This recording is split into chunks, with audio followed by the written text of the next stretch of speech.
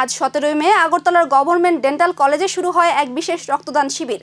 আর সেই কর্মসূচিকে ঘিরেই শুরু হয়েছে ব্যাপক প্রস্তুতি ও জল্পনা।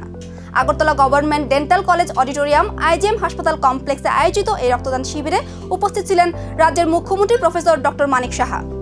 সকাল 11টায় অনুষ্ঠিত হয় এই রক্তদান শিবির। একে কেন্দ্র করে ইতিমধ্যেই প্রশাসনিক তৎপরতা শুরু হয়ে যায়। সেক্রেটারি মহোদয় বলেছেন যে আমাদের সিট সংখ্যাও এমবিবিএস এর বেড়েছে, তো প্রায় 250 সিট হয়েছে এখন এজেন্সির মধ্যে। তাছাড়া প্রায় 83 আরও পোস্ট গ্রাজুয়েশনের সংখ্যা আরও বেড়েছে।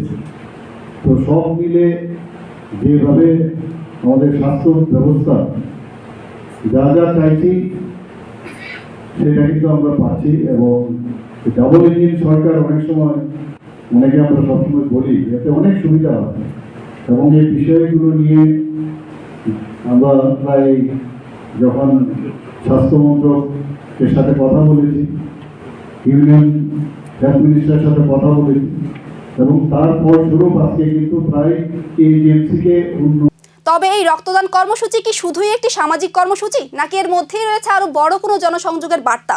এখন সেই দিকেই নজর রাজনৈতিক ও প্রশাসনিক মহলের।